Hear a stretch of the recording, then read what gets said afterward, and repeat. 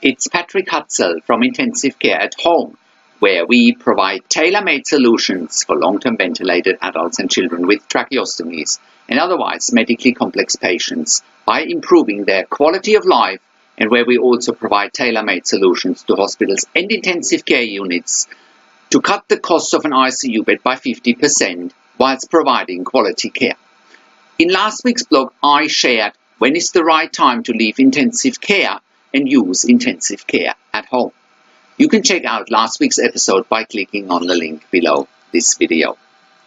In this week's blog, I want to answer another frequently asked question from our readers and clients. And the question this week is, what is the survival rate after a tracheostomy? Many families in intensive care come to us and they have this very question, what is the survival rate after a tracheostomy? They often come to us with this very question when their loved one is on a ventilator with a breathing tube or endotracheal tube and can't be weaned off the ventilator. If their loved one can't be weaned off the ventilator and potentially needs a tracheostomy, wanting this question answered only makes sense. Other crucial questions that also need to be answered when your loved one potentially needs a tracheostomy are the following. And I have inserted links to those articles and videos. So one question that needs to be considered is, how long can a breathing tube or an endotracheal tube stay in? Other question that needs to be considered is, how long should a patient be on a ventilator before having a tracheostomy? Other question that you need to seek the answer for is, what are the risks and benefits of a tracheostomy? And why would a critically ill patient in an induced coma need a tracheostomy in intensive care? And again, I put links towards those articles and videos below this video. And if you are watching this on YouTube, please click on the link below this video. That will get you to our website where you can access all those other articles and videos. So you might have heard me saying this before on this blog, and I say it again because it's so important to understand. The most important goal for families in intensive care is to get their loved one off the ventilator and the breathing tube or endotracheal tube in the first place. A tracheostomy has its time and its place, but only after all efforts have been maximized to get your loved one off the ventilator and the breathing tube or endotracheal tube. This is also being referred to as extubation, also known as removal of the breathing tube. I also have a step-by-step article and video here that gives you step-by-step instructions in how to get your loved one off the ventilator and the breathing tube or endotracheal tube if they're still in intensive care. So go and have a look at how to wean a critically ill patient in intensive care off the ventilator and the breathing tube.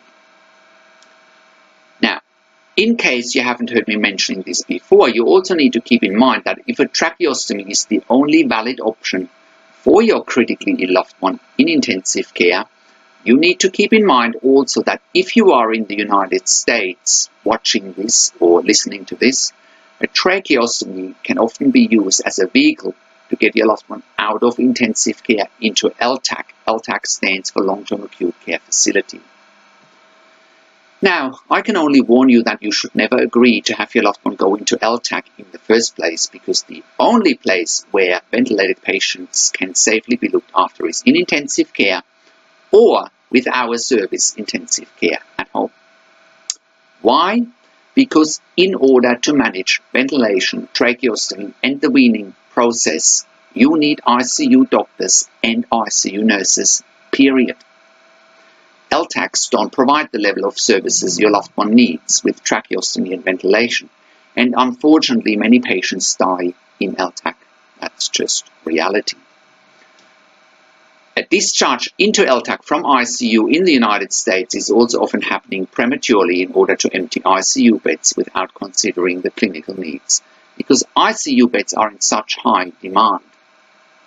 I have more information here why you should avoid LTACs or nursing homes or any other substandard care at all costs when it comes to ventilation and tracheostomy. I wrote an article about, can a tracheostomy be reversed? And again, you may want to check out that article because there's a lot of good information in there, and you can find a link to the article below this video in the written version of this blog. So now that you have a good understanding about the territory of ventilation, breathing tube, endotracheal tube, and tracheostomy, now it's time to look at our original question. What is the survival rate after a tracheostomy? So here are some numbers and statistics from a website that are linked to below this video. Hospital and long-term outcome after tracheostomy for respiratory failure. Results. 429 patients were studied. Hospital mortality was 19%. Only 57% of survivors were liberated from mechanical ventilation. At 100 days, 6 months, 1 year, and 2 years after discharge, 24%, 30%, 36%, and 42% of hospital survivors had died, respectively. Patients liberated from mechanical ventilation and having their tracheostomy tubes decannulated had the lowest mortality at 8% at 1 year. The mortality of ventilator-dependent patients was highest at 57%. 66 patients completed the SF-36 for functional status. While emotional health was generally good, physical function was rather limited. Here is also another link to another study which suggests fairly similar results and outcomes for patients with tracheostomy after respiratory failure. And again, you can find that link by scrolling down below this video in the written version of this blog. So what does that actually mean? Let me explain it and break it down for you. If 57% of survivors were liberated from mechanical ventilation, it doesn't actually say what happened to the tracheostomy. What do I mean by that? Many patients might actually be liberated from mechanical ventilation and yet they still need the tracheostomy. Why do they still need the tracheostomy? They need the tracheostomy for secretion management, swallowing difficulties, and therefore aspiration pneumonia risk and many other issues. Again, I have more information regarding tracheostomy and if it can be reversed in the first place. For example, you can look for the articles and videos, what are the risks and benefits of a tracheostomy, and can a tracheostomy be reversed? And again, you'll find those links to those articles and videos below this video.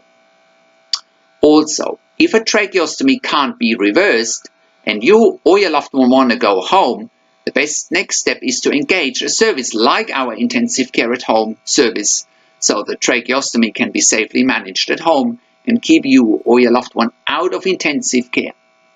Next, if some patients on a ventilator and tracheostomy are unable to be weaned off mechanical ventilation and the tracheostomy, or if they take a lot longer than anticipated rather than staying in intensive care long term, or even worse, going to LTAC, the best, or a nursing home even, the best option for long-term ventilation with tracheostomy without the shadow of a doubt for your loved one is to go home with a service like intensive care at home.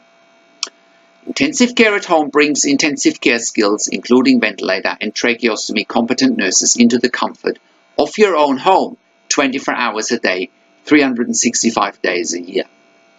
This creates a win-win situation. It improves the quality of life for your loved one and for you as a family. Finally, you and your loved one can go home and relax because you have the professionals where you need them. Number 2, it frees up bed capacity in intensive care. Number 3, it reduces the cost of an intensive care bed by 50%.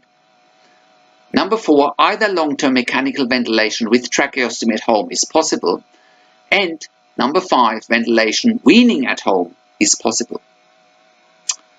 The list of the advantages of going home with intensive care at home is incomplete, but you get the idea. Everybody is winning with intensive care at home services.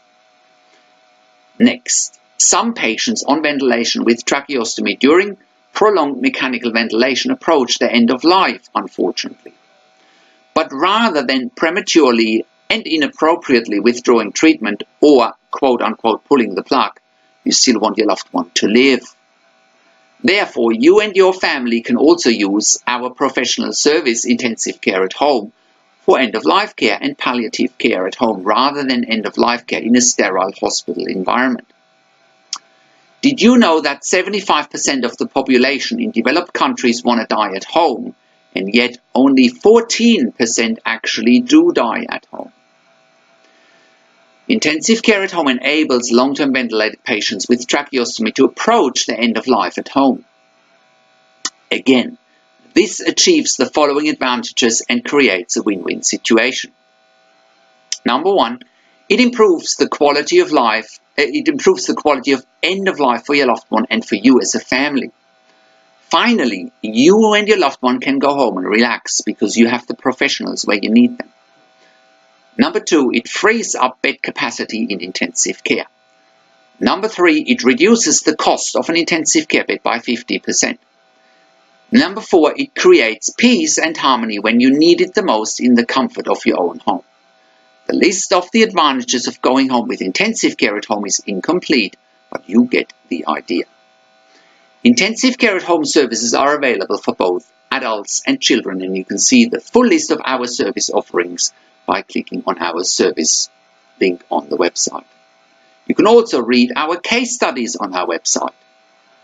Thank you so much for watching. And if you want to find out how we can help you to get your loved one out of intensive care, including palliative care or long-term acute care, or also out of a nursing home, or if you find that you have insufficient support for your loved one at home on a ventilator or with a tracheostomy, if you want to know how to get funding for our service, or if you have any other questions, please send me an email to info@intensivecareathome.com or call on one of the numbers on the top of the website. Also, have a look at our careers section. We are currently hiring intensive care and pediatric ICU nurses for clients in Melbourne, Sunbury, and in South Gippsland, Victoria. We are an NDIS, TAC, and DVA approved community service provider in Australia.